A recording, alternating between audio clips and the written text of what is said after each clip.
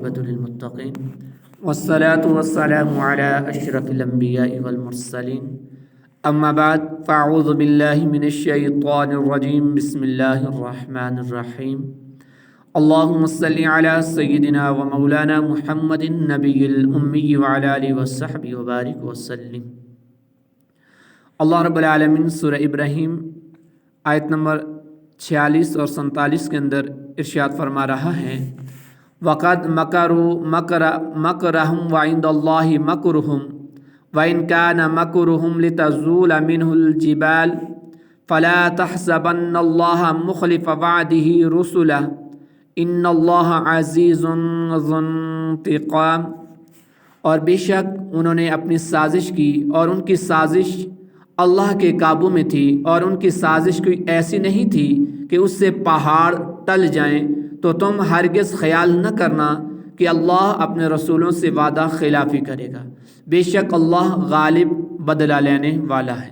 وَقَدْ مَكَرُوا مَكْرَهُمْ، اور بے شک انہوں نے اپنی سازش کی۔ اس آیت کریمہ کا خلاصہ یہ ہے کہ اہل مکہ نے اسلام کو مٹانے اور کفر کی تائید کرنے کے لیے نبی مکرم صلی اللہ علیہ وآلہ وسلم کے ساتھ سازش کرتے ہوئے یہ ارادہ کیا تھا کہ سرکار دو عالم صلی اللہ علیہ وآلہ وسلم کو شہید کر دیا جائے یا قید کر لیا جائے یا مکہ مکرمہ سے نکال دیا جائے۔ اللہ رب العالمین نے ارشاد فرمایا کہ ان کی سازش اللہ رب العالمین کے علم میں تھی، اور ان کی سازش کوئی ایسی نہیں تھی کہ اس سے پہاڑ ٹل جائیں، یعنی اللہ رب العالمین کی آیات اور شریعت مصطفیٰ کے احکام جو اپنی قوت اور ثبات میں مضبوط پہاڑوں کی مانند ہیں، محال ہے کہ کافروں کے مکر اور ان کے ہیلا انگیزیوں سے وہ اپنی جگہ سے ٹل سکے۔ فلا تحسبن، تو تم ہرگز خیال نہ کرنا۔ آیت کا خلاصہ یہ ہے کہ اے سننے والے، تم ہرگز ایسا خیال نہ کرنا کہ اللہ رب العالمین اپنے رسولوں علیہ الصلاۃ والسلام سے کیے ہوئے وعدے کے خلاف کرے گا۔ یہ تو ممکن ہی نہیں، وہ ضرور وعدہ پورا کرے گا اور اپنے رسولوں کی مدد فرمائے گا، ان کے دین کو غالب کرے گا اور ان کے دشمنوں کو ہلاک کرے گا۔ یوم تبدل الارض غیر الارض والسماوات وبرزوا للہ الواحد القہار۔ یاد کرو جس دن زمین کو دوسری زمین سے اور آسمان کو بدل دیا جائے گا اور تمام لوگ ایک اللہ کے حضور نکل کھڑے ہوں گے جو سب پر غالب ہے۔ یوم تبدل الارض، جس دن زمین بدل دی جائے گی، اس دن سے قیامت کا دن مراد ہے۔ اور زمین و آسمان کی تبدیلی کے بارے میں مفسرین کے دو قول ہیں۔ بعض مفسرین کہتے ہیں کہ یہ ان کے اوصاف بدل دیے جائیں گے، یہ زمین اور آسمان کے اوصاف، مثلاً زمین ایک سطح ہو جائے گی، نہ اس پر پہاڑ باقی رہیں گے، نہ بلند ٹیلے، نہ گہری غار، نہ درخت، نہ عمارت، نہ کسی بستی اور اقلیم کا نشان، اور آسمان پر کوئی ستارہ نہ رہے گا، اور سورج چاند کی روشنیاں معدوم ہو جائیں گی۔ یہ تبدیلی اوصاف کی ہے، ذات کی نہیں۔ اور بعض مفسرین فرماتے ہیں کہ آسمان اور زمین کی ذات ہی بدل دی جائے گی۔ اس زمین کی جگہ ایک دوسری چاندی کی زمین ہوگی، سفید اور صاف ہوگی، جس پر نہ کبھی خون بہایا گیا ہوگا، نہ گناہ کیا گیا ہوگا، اور آسمان سونے کا ہوگا۔ یہ دو قول اگرچہ بظاہر ایک دوسرے کے مخالف معلوم ہوتے ہیں، مگر ان میں سے ہر ایک اپنی جگہ صحیح ہے۔ وہ اس طرح کہ پہلی مرتبہ زمین و آسمان کی صفات تبدیل ہوں گی، اور دوسری مرتبہ حساب کے بعد دوسری تبدیلی ہوگی، اس میں زمین و آسمان کی ذاتیں ہی بدل دی جائیں گی۔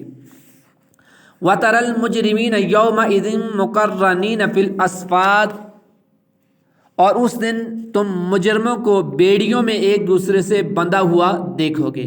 وَتَرَى الْمُجْرِمِينَ يَوْمَئِذٍ، اور اس دن تم مجرموں کو دیکھو گے، یعنی اے حبیب مکرم صلی اللہ علیہ وآلہ وسلم، آپ قیامت کے دن کافروں کو بیڑیوں میں اپنے شیطانوں کے ساتھ بندھا ہوا دیکھو گے۔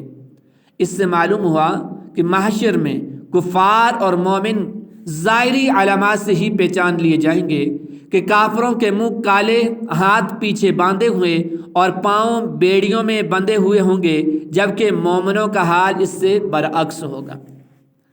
سرابیلہم من قطران وتخشى وجوههم النار ليجزي الله كل نفس ما كسبت ان اللہ سریع الحساب۔ ان کے کرتے تارکول کے ہوں گے اور ان کے چہروں کو آگ ڈھانپ لے گی تاکہ اللہ ہر جان کو اس کی کمائی کا بدلہ دے، بے شک اللہ بہت جلد حساب کرنے والا ہے۔ سرابیلہم، ان کے کرتے، یعنی قیامت کے دن کافروں کے کرتے سیاہ رنگ اور بدبودار تارکول کے ہوں گے جن سے آگ کے شعلے اور زیادہ تیز ہو جائیں گے۔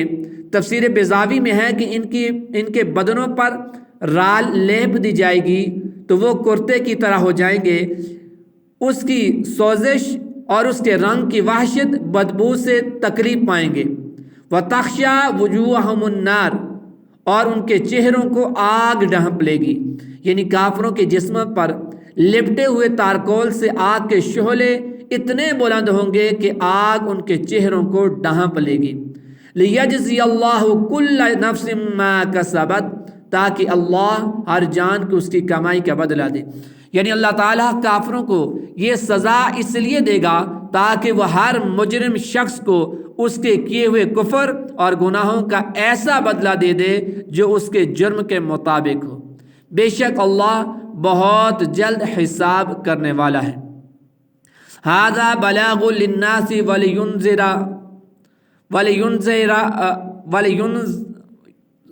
وَلِيُنذَرُوا بِهِ وَلِيَعْلَمُوا أَنَّمَا هُوَ إِلَٰهٌ وَاحِدٌ وَلِيَذَّكَّرَ أُولُو الْأَلْبَابِ، یہ لوگوں کے لیے تبلیغ ہے اور اس لیے کہ انہیں اس کے ذریعے ڈرایا جائے اور تاکہ وہ جان لیں کہ وہ ایک ہی معبود ہے اور تاکہ عقل والے نصیحت حاصل کریں۔ ھذا، یہ اس آیت میں قرآن پاک کے نزول کی کئی حکمتیں بیان فرمائی گئی۔